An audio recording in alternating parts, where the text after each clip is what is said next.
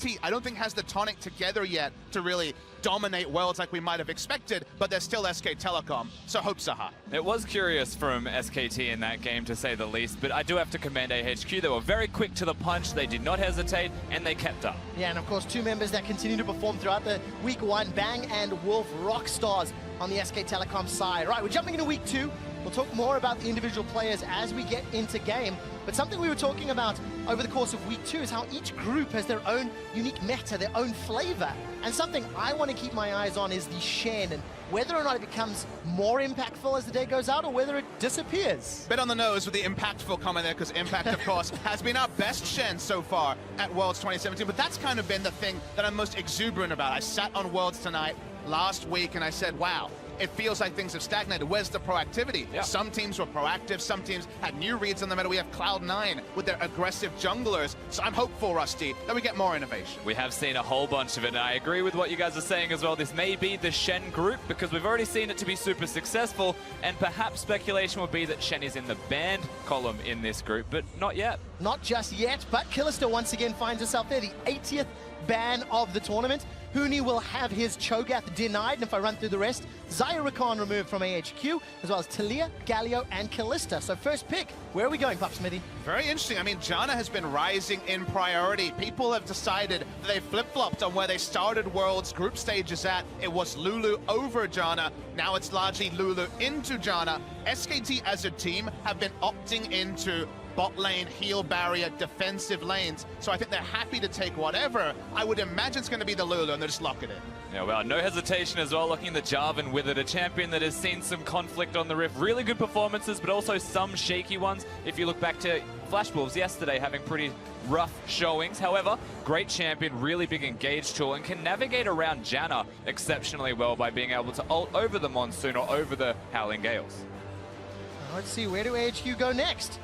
We've obviously got a number of those high-tier 80 carries still available.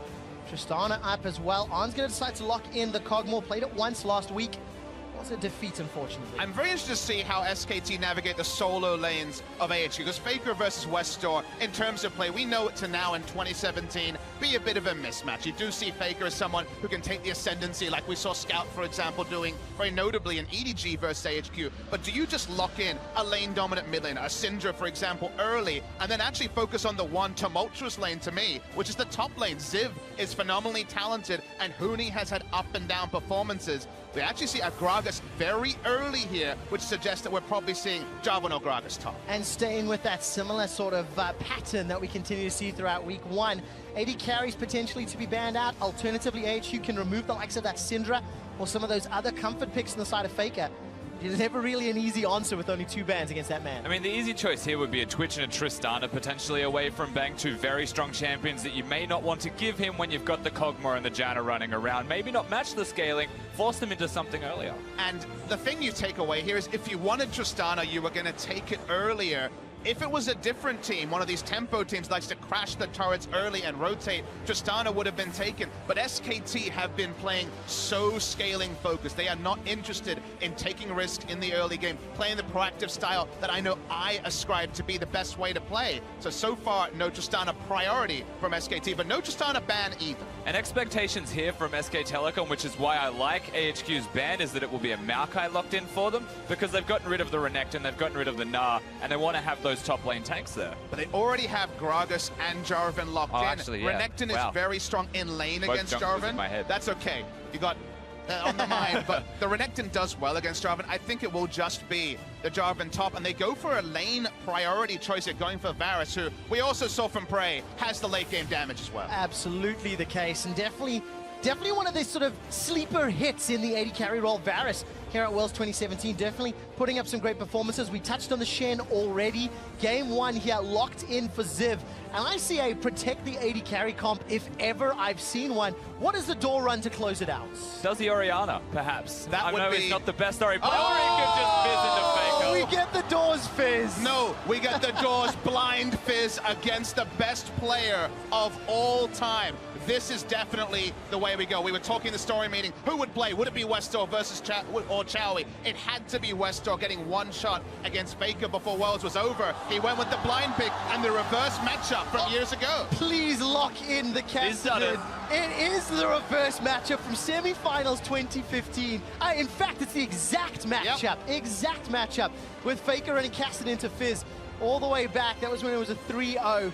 The rest of the games didn't go in favor of Westor as well, but this was a bit more of an even matchup. And there was a solo kill by Westor in that game. It's the game you remember when you think of Westor versus Faker. It traps you into thinking that actually it was Westor doing well overall. That was the game where Westor stood strong, even against Faker. All right, let's step back. Rusty, what do we see when we look at these two team compositions? I see that split pusher in Fizz on the side of HQ, and the rest of it screams, keep on alive. Yeah, it's definitely protecting that Cogmore with two big tanks to stand in front of him. The wild card is definitely going to be the Fizz from Westor. And what's interesting is that SKT chose to match the Fizz, have the teleporting mid laners, have the potential 1-3-1 there for both teams respectively. And that does raise some questions as to why AHQ would take them on in that. You know that Koma has a large voice in SKT's team comms, but when he sees a blind Fizz lock-in, I bet Faker's voice gets suddenly louder. He wants to opt into it. Both teams have strong 1-3-1, but 1-3-1 plus Shen is an extra global, so it's an extra variable for SKT to consider. Oh, so exciting in game one here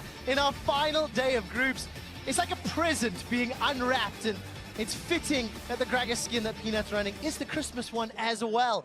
Papa Smithy, we're jumping into AHQ taking on SKT.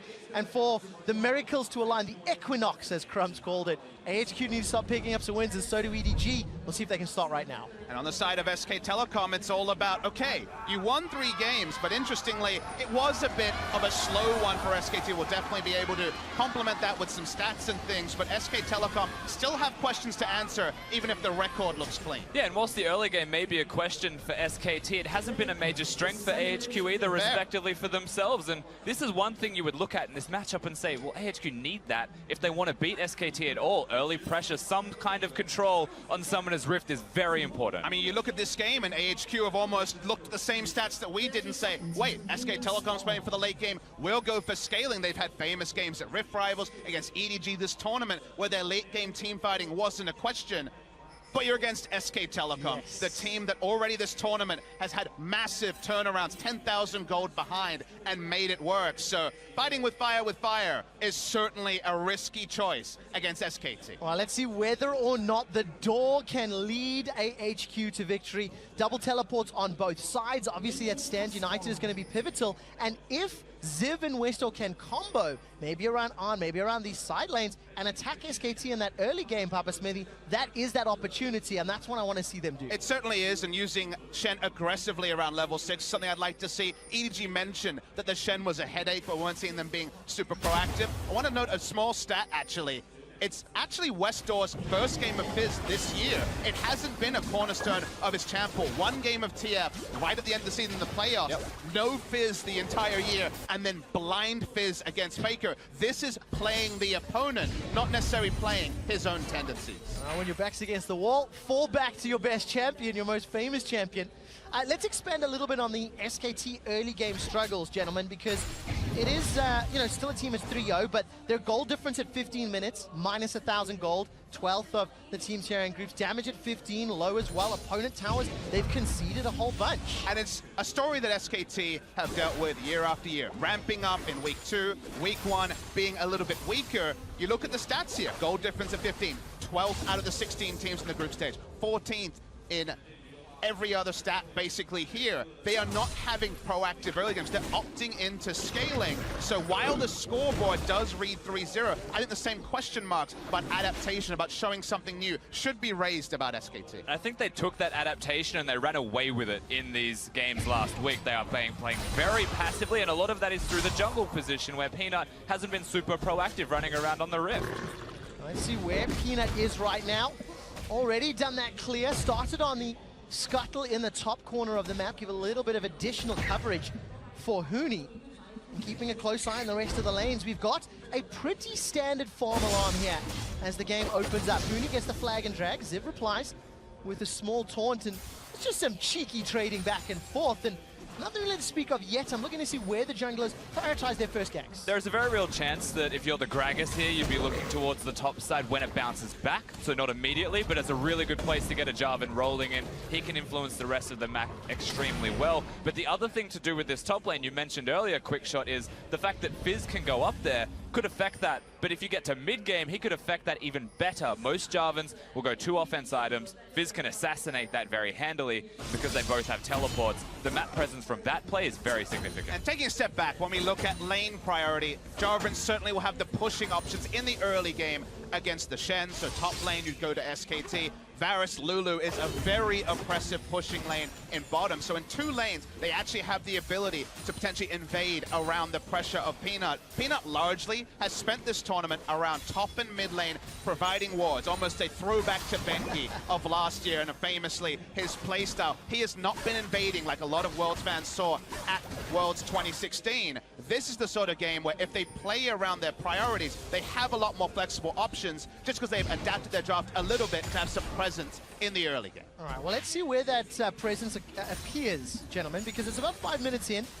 Double buffs for both the respective junglers. You can see Peanut starting to make his way towards that middle lane as Bang and Wolf are shoving in on an Albus. And I was going to have a little bit of farming duty under the tower. No real surprises here. It feels like I'm looking at some of the CS differences. Faker's already got a healthy lead in that mid lane, but again, into Fizz early levels, you kind of expect that. Yeah, you definitely do. Fizz has some outplay, and there are instances where he might be closer to equal, but it's dependent on the trades, and Faker expertly with the Kassadin is throwing out at the correct time, and has been doing very well. And I love to see Peanut playing around that priority. You can see the triangle of wards already put on the bot side jungle. Doesn't spot anyone right now, but lets them know that Sejuani is inevitably going to be on the top side of her jungle. So a lot of information here. Even knowing when a camp respawns gives a team a lot of information about where the enemy jungler is going to be. Yeah, thank you to the observers for highlighting those wards, of course, giving some safety to Bang and Wolf, allow them to keep pushing. Bang this tournament, I was saying in the pregame, just great performance.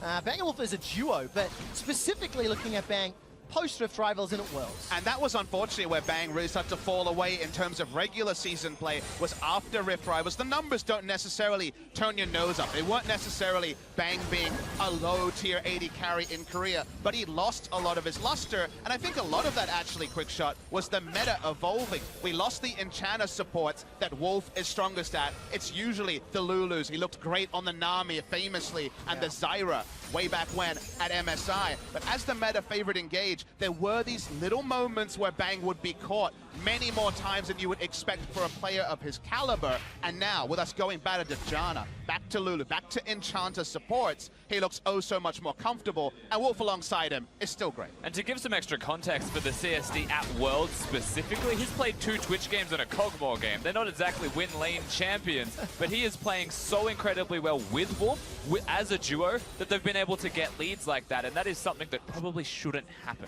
Well, shouldn't happen, and we'll see whether or not Bang and Wolf can accelerate ahead. They're even with Arn and Albus into this Cogmore Janna lane. It's still around a 10 CS game in the middle, and Rusty, as you were mentioning earlier, Huni already returned to lane with that teleport. He's got himself a Tiamat. Level 6 for Westor and teleport, so there is a potential King of Demacia, or Prince of Demacia, that could be jumped on. There definitely is. It's a place that I will be keeping my eyes peeled towards. Having the Tiamat, you can see contrasted by Ziv's Barmy's Cinder, means they'll both be focusing on clearing the waves, which to me speaks that AHQ's strategy may be around 5 people towards the bottom side of the Rift. You know that Peanut, as you mentioned, Papa Smithy loves the top and mid sides. Well, there's a very obvious place that you can go that isn't where Peanut is. And definitely, and I like to see where Ziv goes from here. A lot of top laners on Shen will actually go Barmy Cinder into Tiamat for the most possible wave clear. If they are worried about the potential for Peanut to take over Mountain's jungle, you go double early game focused wave clear items and try to match pace with the Jarvan, if not actually have the skills to eclipse a Jarvan. All right, well, first teleport already being used. Down the bottom lane, a number of pings from SKT. Yeah, Peanut spotted him quite a while ago. Didn't have the vision, but was physically there to see him. It was only Westor's teleport, so don't take too much from it. He's just going back to his middle lane anyway, seeing what they could perhaps get done by poking their heads around. Yeah, maybe a little optimistic or opportunistic. However, nothing really gained or lost. It's still a small advantage for Faker, and he's going to maintain that teleport. So important to note that Faker can react to a Stand United play if it were to break out offensively in the next few minutes, and we continue just this even farming game, and it's going to be an interesting mid-game because there is a lot of engagement, a lot of potential for engage on both sides. If anyone is caught napping, if anyone's vision starts to fall behind, and look at this Mountain already bullied out of his jungle. But that's because Westdoor is bottom lane right now. It's the EDG mantra from AHQ right now. Find any opportunity to go towards the bottom lane, get your Cogmore ahead, and when it's ahead, you have a win condition. But you have to remember what they concede, what they sacrifice, and give away to make that happen at all. Right now, it's a Fizz's blue buff. Yeah, you're getting Cogmore even CS by basically clearing out any bot lane pressure, but you are giving bonus objectives to the side of SKT. So SKT playing around pressure, something they haven't been able to do because that was not the mantra of their drafts in week 1. It's not a surprise that they're showing that, but it's good to see some strategic flexibility as they roll into an inevitable best of 5 phase. And we're going to be looking towards the rest of the games today as well. 3 games per team minimum. How much growth have we seen? The analyst desk was talking about the ridiculous win-loss of the SKT organization and franchise in groups. Yet we can still look at clear weaknesses, clear areas of opportunity that could get punished. And it's up to AHQ to demonstrate over the last week. They have learned, they have adapted, and importantly, they can do so. That worry that history will repeat itself. Albus is very aggressively trying to hold the lane here for his AD carry. Done so well. 2 minions have died, and Arn should be able to get that last one as we catch a quick glimpse in the mid lane. Flash still available for Faker. Let's see where the CC comes from. There's the permafrost as well. Chumba Waters tags from a good distance. First blood to Westdoor. Very simple. They held on to everything for just the right time. Really clean execution there. Getting first blood for Westdoor on the blind pick Fizz will only help the mentality of AHQ. It's super awesome to watch the mind game from Mountain against Faker. They forced the flash out of him. He knew that it was happening sooner or later and just casually walks up to get the 4th auto attack. Guaranteed stun. From that point, Faker probably shouldn't flash at all. Really well done by AHQ. Get themselves a small advantage. And of course, the kill secured by Westdoor is just fantastic. Here's a replay of the mechanics. Yeah, and again, you'll see that the first spells hit the flails from Mountain. Westdoor's done most of the work so far. Hits the fish as the stun connects, and really good layering of CC from them. And then Westdoor and Mountain's awareness of Peanut was the other big substantial thing there. They tried to dodge the cast. There was actually vision over that wall. I feel like it was just the decisiveness caught Faker unaware, and in the end of the day, he falls. Like you say, the mind game for Flash. Unfortunately, the Sejuani is faster, so there was no way for him to stop a literal melee range ultimate, so he chose a Flash, it failed. Very nicely engineered by HQ. And it manages to give them a minor advantage, though. A huge amount. Westdoor continues to trade with that Urchin Strike, and first items were picked up, gentlemen. It's actually SKT a little ahead of the curve. That Rod of Ages completed. Bang going for a Wit's End first item. Obviously going to be benefiting the rest of the squad as well, but that's a little against the norm that we're usually seeing with that Rage Blade first. Yeah, for me, that's just by spiking sooner and also spiking as a skirmish with more than 2 people in the fights. Lulu does a little bit more damage as a result of it, with an Ardent Sensor spike having ability power, but Kassadin now is also super relevant, as is Gragas, if they're hitting the same target that Bang is, and that could be a result of, if we fight, peel for Bang. And it's the sort of thing that I want to sit back and really think about to try to uncover why, because we know that Rageblade's synergy with particularly the Ardent Sensor is the big reason you'll rush Rageblade, because it's on hits, and of course once you get the Ginsu's Rage with 6 auto attacks, you're applying them twice, you're getting the big on-hit healing. To me, I look at this with a double teleport team and I say, I get Wits in for damage for fighting early, and that means probably going to see some 5v5s in the bot lane if things go SKT's way. I love it when there's parties in the bot lane. It gets me very excited. We're in China. It's what happens here in every game of League of Legends, as far as I'm aware. Is that true, Rusty? Confirm. We love bottom lane a lot. A whole lot of bottom lane. All right, let's see whether or not it'll go SKT or HQ's favor, because it's still an even game. Ardent Sensor picked up by Albus, so he's slightly ahead of the timing. But I want to just draw our attention to the CS differences for Westdoor. Still around 9 CS down as we're approaching 15 minutes. Westdoor's CSD at 15 in groups has not been great. Minus 31, as you can see on screen.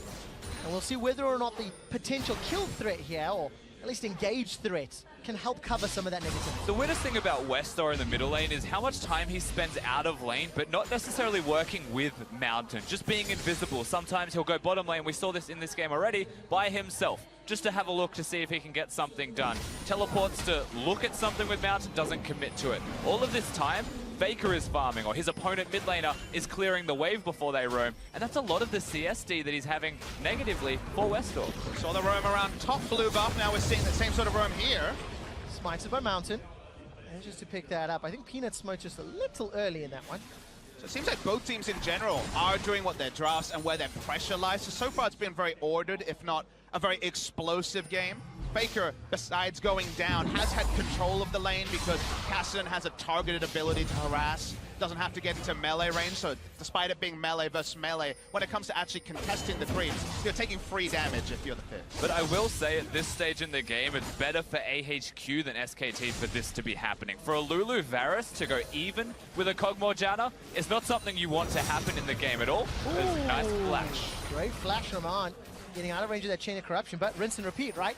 Now the window is open for that bot lane party, gentlemen, here on Chinese soil. And bot lane parties haven't been SKT's game plan so far at Worlds 2017. They've had Peanut play around covering mid and top. You see Witsand, you see an adjusted playstyle. The itemization supports what we're seeing the jungler doing. And it's good to see that sort of ordered decision making that even on reflection, even on a VOD review, you'd compliment for SKT. But the question is, does AHQ realize that and just really reinforce their bot lane? I mean, it has been a week, right? It has been, 7 days since the last time these teams have, 8 days since they've taken to the stage, and we know the support staff for HQ, we know their adaptation ability, we've seen it multiple years in a row. Mountain is going to bully Peanut out of his jungle.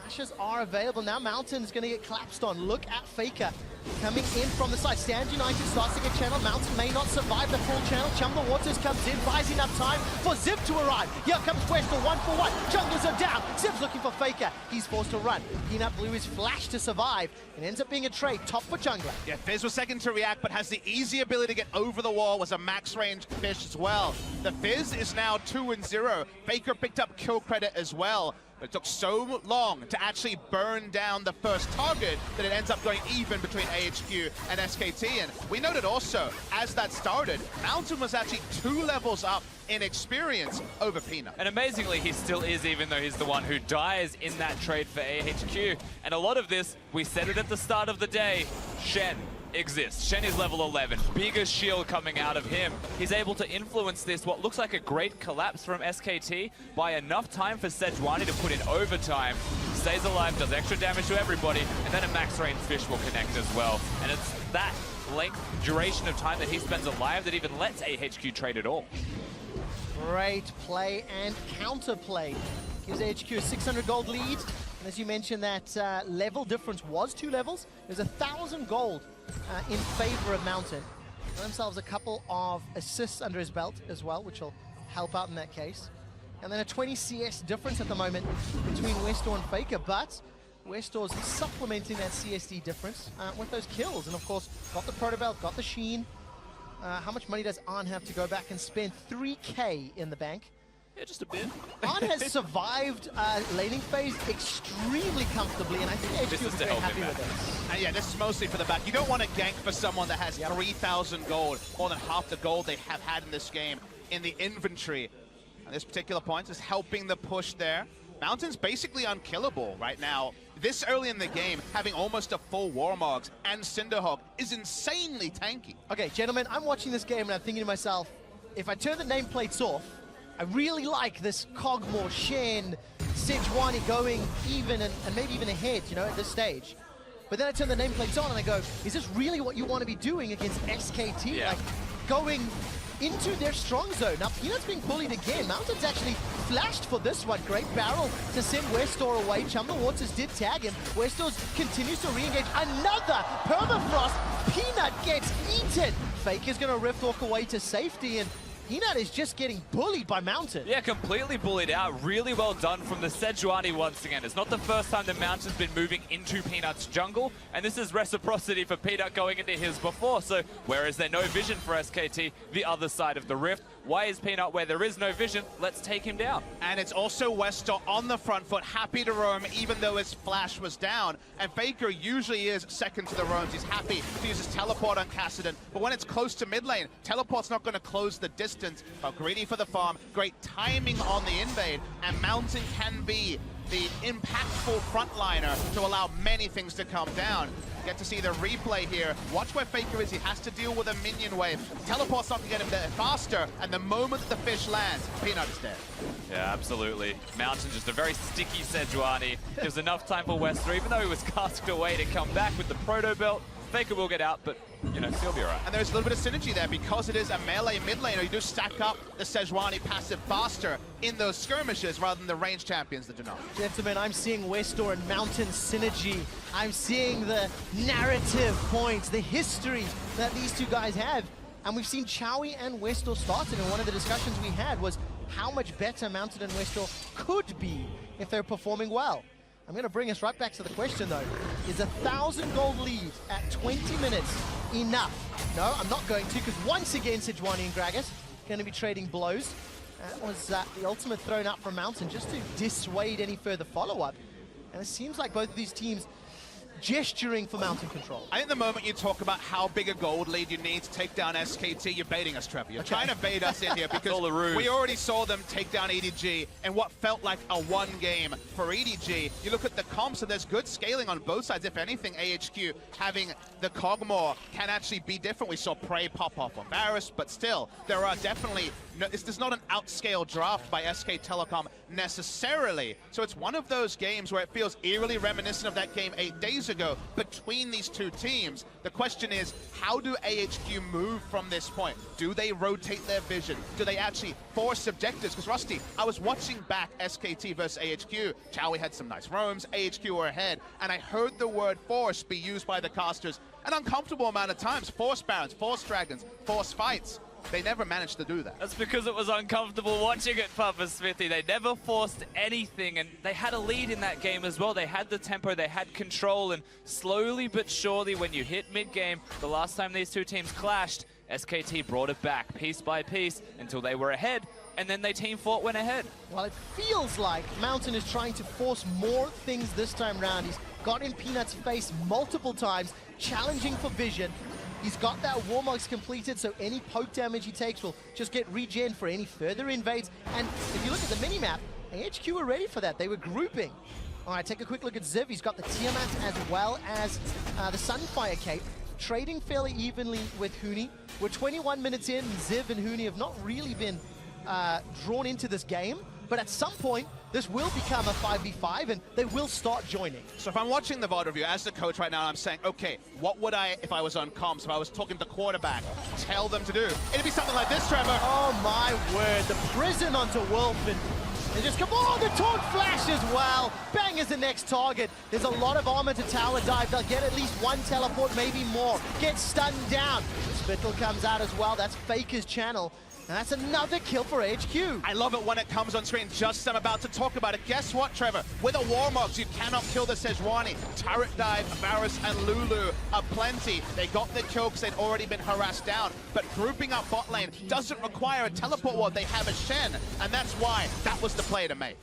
They want Westor here. See if they can find him. Westor uses the troll pole, flashes the barrel.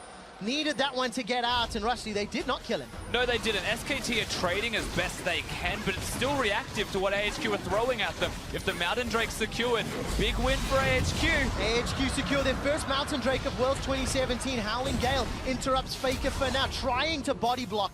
Mountain forced to flash, though.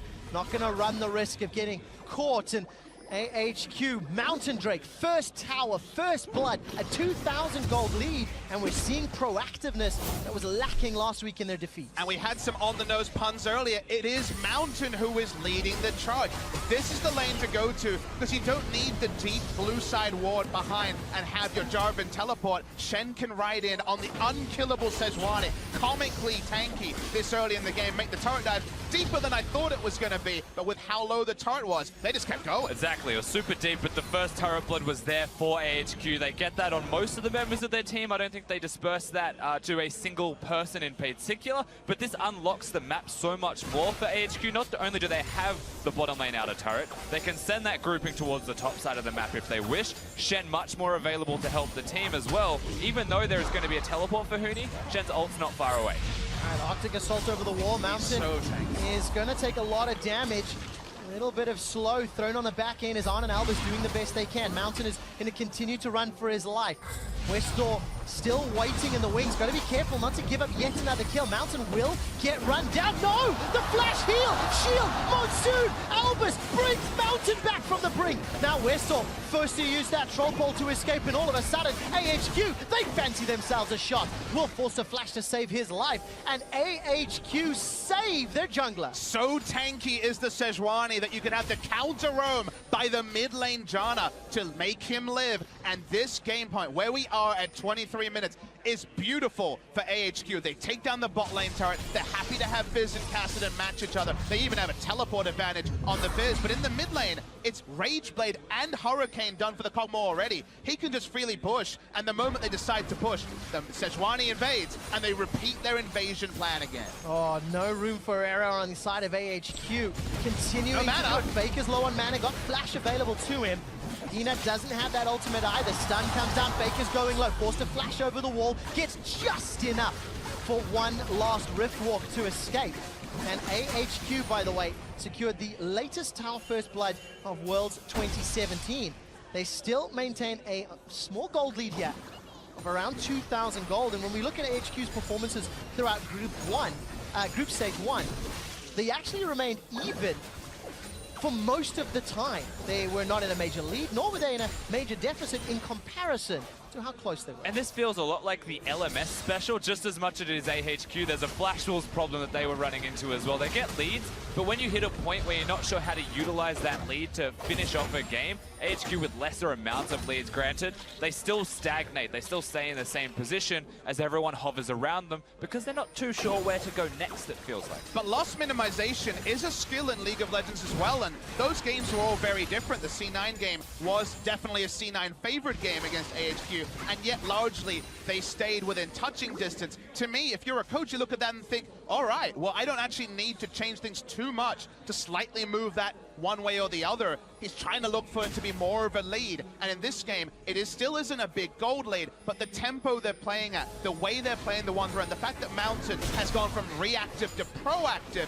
makes you look at those stats and say, wait, could AHQ do this? Which is not something I would have said pre-group stage starting. Mountain being proactive, but also just picking the Fizz in the middle lane, to me, adds that extra layer for the composition. Are we endorsing this, Rusty? The blind pick Fizz? Look, I'm not endorsing blind yes. pick, but I'm endorsing Fizz for AHQ and for Westdoor. There is many impressionable solo queue players out there. They're going to hear that soundbite. They're going to take it away. So definitely temporary. Papa Smithy, I have a message to solo queue. If you think you're the next Westdoor, pick your Fizz blind into Faker. Because if you can win with it, my word, what a message. Remember Wolf no flash from earlier?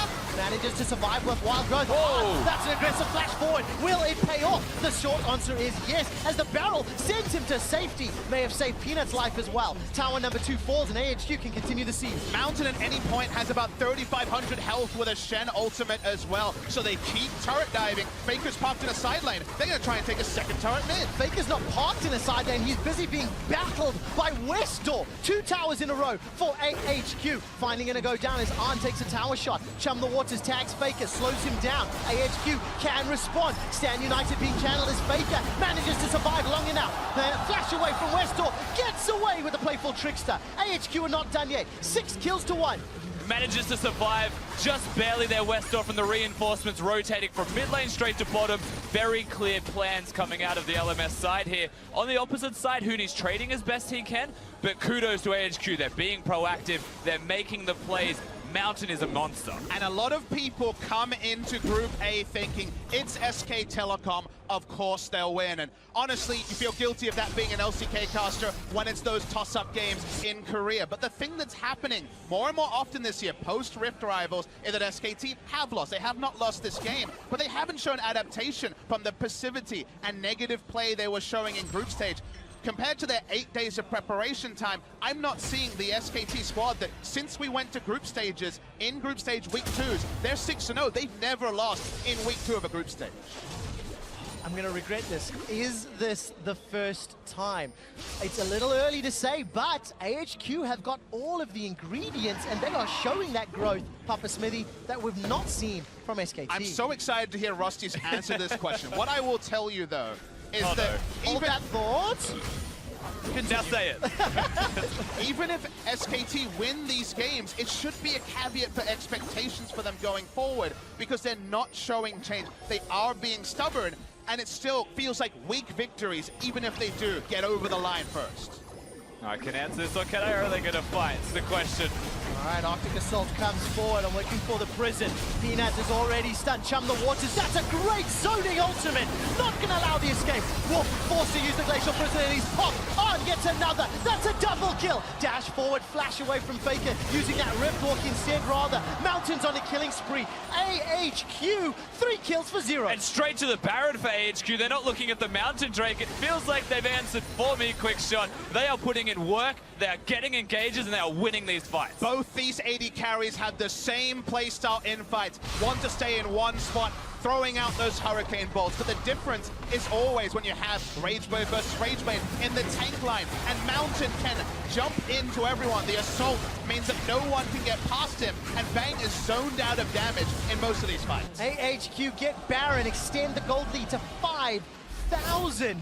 And here's a replay of that fight. Once again, the awareness from Mountain of when to engage. Westor was a great zoning fish, as you mentioned, but the real MVP here is firstly Ziv tanking, but aren't able to freely deal damage. Compliments of a nice cast from the enemy team, knocking him forwards. Usually a curse, in this case a blessing, because it finds Wolf. When Wolf dies, Bang surely going to follow afterwards. No protection for the AD carry. Well, there's a story and a half. When you have a front line as robust as AHQ's, Arn does not drop auto attacks. Bang very early had to go up this cove towards the blue buff because he was afraid of dying, was killed at the end anyway, such as the reality of Avaris. We do not see Huni and Peanut as a robust front line. If you think about it, why are they fighting? Huni has a damn Ravenous Hydra. He is not set up to be a front line like Ziv and Mountain are. Well, unfortunately for SKT, those questions mean another Dragon goes the way of HQ. 2 Mountains to help close out this game. Fitting, they had 0 leading up to this point. And, you know, you look at the LMS as a region, and it's been a trying few international events, if we put it that way. Used to be known as the Korean Killers, you know, used to be able to take down LCK squads.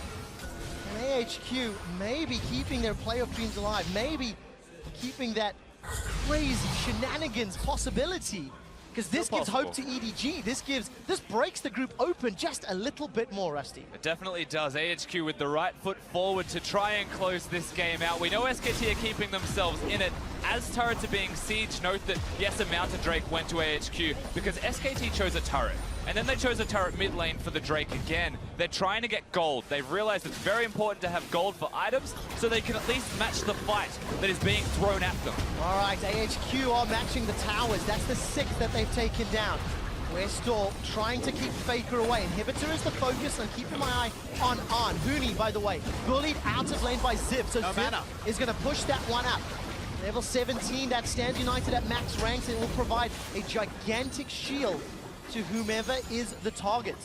AHQ playing this one patiently and controlled. 1 minute on Baron, multiple lanes pushing in their favor. Note that Huni could have teleported onto the deep ward, but they don't want to fight. They don't feel like they can win if he flanks, so they're giving up the inhibitor for free. And can AHQ get any more? Rift Walk to safety from Faker. Ziv peeled away from that top lane, and mid lane needs to be pushed back, but Super's in the bottom. This is going to give more control to AHQ. It means that in about a minute from now, bottom lane will start to push for itself. They don't have a whole lot of Baron duration left, however, to utilize all 3 lanes pushing at the same time. They'll let bottom go in, it feels like. Mid lane, big priority because Ziv is doing so well against Huni. And if they ever keep Huni away from the team fights, he's a damage-dealing Jarvan that's stuck within the confines of his own base.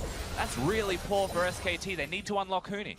And that's why the build, to me, is a bit of a question, because it's really good at split pushing. He took down 2 of the turrets from AHQ's bot lane perspective, so he feels like he's done his job. But just like we saw when Samsung played Trundle, at some point you can't split push because the game is being lost in the 4. They don't have the vision or the map pressure to actually push out and have, say, for example, Cass President matching Fizz and Jarvan matching the Shen. Shen will always have the advantage in a team fight if AHQ choose the time, because Stand United provides instant fight impact. You see Faker trying to chase down Westdoor, but seems optimistic at this point, Trevor. Yeah, looking at the itemization, Protobelt, Hourglass, and Flash available for Westdoor. Obviously, Hourglass for Faker as well to complement that Roa Lichbane. And of course, AHQ, they are the ones that have been forcing the fights. They have been the proactive ones. And coming into today, Papa Smithy, you were very critical of the lack of proactivity. We said it on the desk. Well, proactivity is currently happening in the top side of the map, quick shot. Oh, look for the flash interrupt from Mountain. May not be enough just yet. Huni locks everybody inside the baby cage. Teleport's going to be completed by Faker, but it's a 3-on-2. Redemption coming down from SKT, buys a few seconds longer. Mountain still on top of this game, leading the way for AHQ. Got the prison down, holding Faker in place. Riftwalk is used and Flash is still available, not yet needed. But the heads up from Mountain to focus the next target. Just beautiful to behold. And the comms from SKT have to be questioned. Oh, okay. All right, didn't quite see how that happened, but all of a sudden, Westdoor got insta-gibbed. That's what you expect from a player like Faker. And the crowd erupts. All we can criticize is the first call. SKT choose to use the teleport on AHQ's side of the map when they knew the rest of the team wouldn't be there to actually be reinforcements. They were likely to trade down. The Westdoor kill does change things a little bit. It does indeed. 30 seconds on that death time, and they can't use that pressure anymore, Rusty. No, they certainly can't. Of course, not even having the teleport there for Westdoor means that he'll be walking back to base, to the lane rather. Shen still has everything up. Teleport there, not Stand United just yet, but he's still mobile, so he can still pressure side lanes. Remember, the bottom is starting to push in with super minions as well, but we get to have a look at what happens on the top side of the map. Consider where the rest of AHQ are on their side of the map compared to where SKT is, and Faker completes his teleport. Westdoor will do enough damage to take him down, but they still invest in this. Albus is always going to be there first. The Kog'Maw is going to react first. That's why Mountain looks for more targets. They don't find any more kills, but this was a losing fight choice by SKT. Yeah, active choice to lose that fight. Westdoor didn't have a lot of health to his name. Well, good flash ult from Faker, though, out of range. That's just a major oopsie that you cannot afford. Do you know, up until that kill, I genuinely bought into the hype that AHQ could win this game. Then Faker gets a surprise kill, and the amount of doubt seeping through me right now, but it is still a monumental defense that SKT have to pull. And that is the reward you get for being three-time world champions, for having Faker on your lineup. The lingering doubt never goes away, Trevor. I can tell you that much as a fact. But this is once again AHQ playing smarter than they did last week, growing the same lead that they were able to get against SKT last time, and SKT also making more of the mistakes. If you remember, those mistakes were often front-loaded. They were 15 to 20-minute mistakes. Now we're seeing 30 to 35-minute mistakes. It does not look like the SK Telecom that everyone holds to that high standard. And here's the thing for me, though. For AHQ, there's still absolutely hope. It's a 6k gold lead, 2 Mountain. I'm looking at the Baron over the Elder as a bigger priority. It's very good as a siege enabler for this side, and I do think they should be prioritizing that buff. But at the moment, it feels like they're prioritizing the team fight on getting the pick first before they go for the objective. Hey, why not both? If you get the team fight, maybe you can look. Of course, that Elder Dragon not going to empower anything on the side of SKT. As AHQ are going to start this one off. SKT waiting in the wings. Faker can come from that blue buff, and AHQ decide to peel away. Chum the Waters once again, forcing Bang's flash. Faker is off on the sideline looking for the engage opportunity. Cataclysm can come down. That is a great prison. Bang continues to get zoned away by Mountain, while Huni and Faker get shut down inside the Cataclysm. Faker's going to have enough time to Riftwalk one last time. Now AHQ looking for more. There's super minions working their way towards the inhibitor, which has respawned. And the question is, do they go for the end or just the inhibitor? With a teleport coming in, it's a risky play, but that's one carry gone. It's only Bang with real ranged wave clear, and he has no flash, so he can be easily collapsed on. I think AHQ is smelling blood. Are they going for the game? Zip's going to tank up the Nexus turret. Now Peanut left That's standing one gone. alone. That's one already down. The second is about to fall. AHQ, they're not being challenged. SKT, they can't stop them. AHQ are onto the inhibitor. They turn for the kills, trying to get one or two more. And AHQ strike down SKT. SK Telecom may be the best squad to ever play League of Legends, but they are not the best squad at Worlds 2017. They continue to go for very defensive comps, but they make mistakes. You can see Faker's face. He is mad. For the first time in SKT's history, they drop a game in week 2 of the World Championships. I sat there watching SKT's games from week 1 last night, reviewing, and said, I don't know how this team is 3-0. They feel like a 1-2 team with how they've played. Their late game team fighting has been picture perfect, but the passage to late game team fighting has had pitfalls left, right, and center. Every player in the early game has looked unfocused. The game plan, the aggressive teleports when they're behind, unfocused. SK Telecom have a lot to work on, and not time, Trevor. They have to play 2 games more today, and even if they get through, suddenly teams waiting for that quarterfinal draw will say, hey, maybe. Maybe you want them. I mean, they're no exception to the rule of having some weaknesses here at Worlds, but credit where it's due to AHQ for having a fantastic performance. Namely, if we're going to pick a player on this team that stepped up to the plate, absolutely mounted. That guy had an incredible performance.